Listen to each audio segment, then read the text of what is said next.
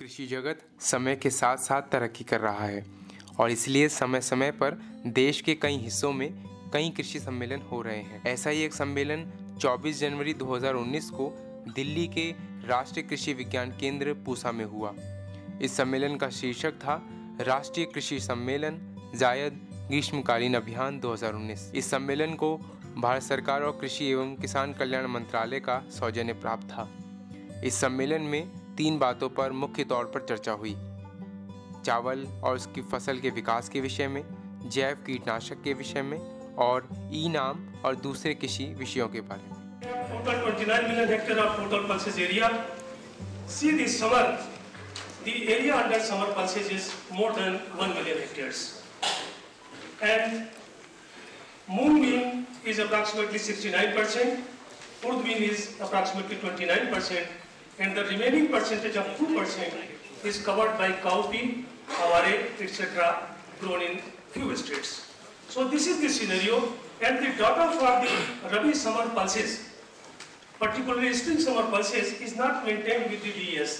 The potential cropping system is rice, mainly rice, wheat, rice mustard, beige wheat, fallow tobacco, rice, spring sugarcane, plus mung bean, late rice. And now the potential area. The potential area in UP, Haryana, Punjab, Bihar, West Bengal, MP is 11 lakh hectares. Is the potential area. Summer mung bean, new delta of Tamil Nadu and Odisha, 2 lakh hectare area. And east and west Godavari, Krishna, Andhra Pradesh, Kaveri Delta, Tamil Nadu, 0.8 to 1 lakh hectare area.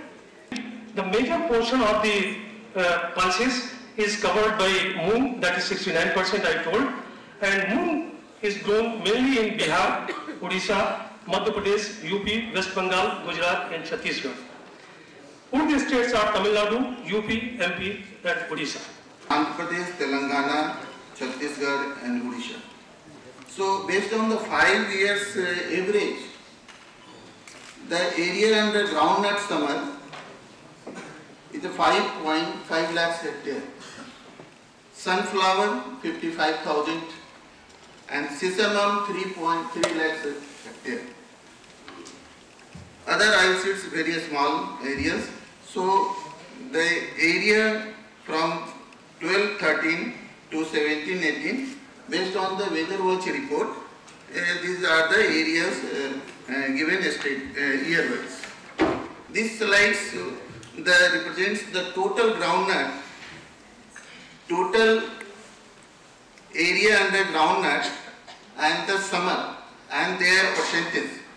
So the summer in the groundnut 8.5%, similarly sunflower 9.41% of the total area, Midnapur East, Midnapur West, Hooghly, Howrah, etc. In case of the sunflower, Maharashtra, Karnataka and Punjab, the district wise, just districts, dominating districts are mentioned in there.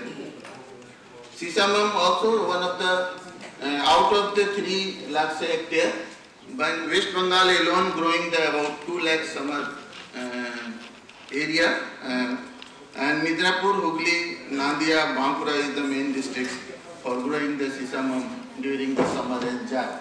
Wildlife, Ministry of Environment and Forest और animal husbandry, इतनी सारी ministries involve हैं कि एक दूसरे से coordination नहीं हो पा रहा है। जो एनिमल्स बहुत पहले शेड्यूल 1, 2, 3 में रखे गए थे, अब उनकी पॉपुलेशन इतनी बढ़ गई है कि अब उनको शेड्यूल 4 या 5 में रख देना चाहिए, मगर क्योंकि वो शेड्यूल 1 में अभी भी हैं, उनको हर्ट नहीं किया जा सकता है। नील गाय उसमें है या और एनिमल्स हैं, मंकी भी एक प्रोटेक्टेड स्पीसीज है माना जाता है, तो इसको अब टाइम के साथ बदलाव के साथ बदल देना चाहिए। जो हमारे ऑल इंडिया कोऑर्डिनेटेड प्रोजेक्ट ने काम किया है उसके बेसिस पे मैं कह सकता हूँ कि बार्ब वायर्स के साइड पे लगाई जानी चाहिए और उनका कितना खर्चा आएगा, कितना क्रॉप का लॉस बचेगा, इसके बारे में रिसर्च किया गया है और ये पाया गया है कि सिस्टम या कैस्टर के बॉर्डर क्रॉप्स लगाए जाएँ तो उससे क्रॉप का बचाव हो सकता है। सारी समस्याएं इसलिए है कि जानवरों को जंगल में अब खाने का कमी हो रही है, जो खाना वो नहीं वहाँ नहीं मिलता है, तो जंगल छोड़ के शहरों की तरफ या गाँव की तरफ जाते हैं और हमारे खेती को नुकसान करते हैं। हमने बहुत सारे ऐसे पेड़ पौधे का मूल्यांकन किया है, इवैल्यूएशन किया है। अगर उनको जंगलों में लगा दिया जाए तो जानवर उसी जंगल में अपने फूड, शेल्टर और लाइवलीहुड या जो भी उनका स्ट्रे एनिमल्स का खाना है वहाँ पे ही अवेलेबल हो जाएगा। They will not move out of the forest. Saving of crop from the pest and disease. The saving is the increase of the production in other way. So, effective, sustainable and environmental sensitive approach is needed for effective control of pest disease, which are, first of all, there is a adaptation of the recommending package of practice. Our PP division has already done round about 175 best practices on the website. The farmer can use it and state can see it. The most important part in the pest management is that the climatic conditions, the humidity conditions and the temperature which are supportive to the disease or to the pest. At the timely control is done, the crop can be saved from the pest and disease. So you can increase the use of light or pheromone traps, you can use it. You can use the friendly parasitoid and predators also.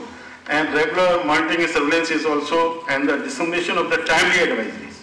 This is very important. If the state or the extension worker can timely advise the farmer and timely use of biopesticide or pesticide is done, then it is very beneficial to the farmers. Biopesticide. This is one of the critical input is there. We have registered around about 15 different type of biopesticide as per the Insecticide Act 1958. And IPM-based crop production is enhanced productivity by reducing crop loss.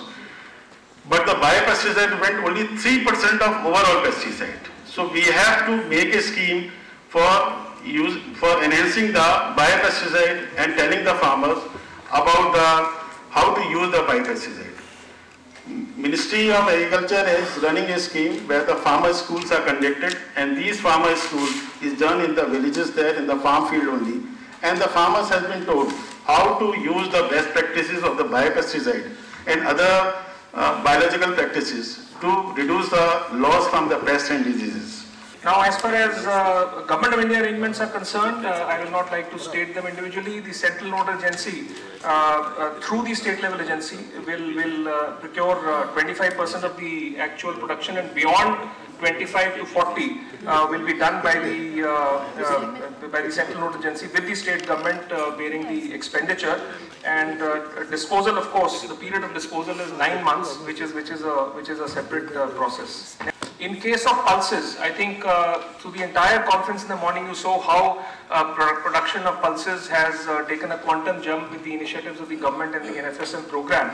So as of now, our instructions to the states that we have shared are that the states can continue to register as far as pulses procurement is concerned in the coming Rabi season also beyond 25%. I think these are two procedural issues where fresh guidelines have been issued. One is the issue of warehouse receipts.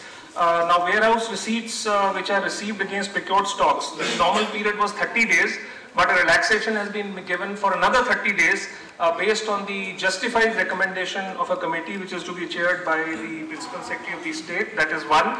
Number two, many of the states, when they seek sanction from Government of India for procurement, they do not mention a start date, or they mention a start date. So we have sort of detailed that process. So if the state government does not propose a start date, it will be normally construed as 15 days from the date of sanction order or the first date of purchase, whichever is earlier.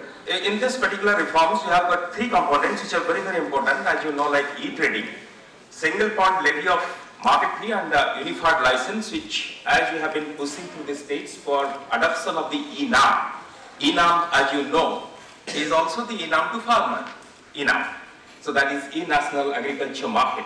So obviously all the states and union territories are yet to follow. And ENAM is now making waves from a very modest beginning in 2016, April 14, when it was launched by Honorable Prime Minister. This is Dream Flagship project. Now it is consolidated itself, and this is a big portal now with more than 1.4 crore farmers. connected to this portal now. It's a mother of all the portals. So now, in addition to this APLA mark, the ministry also has circulated the model contract farming mark, which is yet to be adopted by the state, but some of the states are in the process of, they are processing it. I suppose that all the states will do. In the recently approved agri-export policy, we are looking at both strategic as well as operational interventions. In the strategic side, we have discussed policy measures like APMC related interventions, contract farming related interventions, ENAM.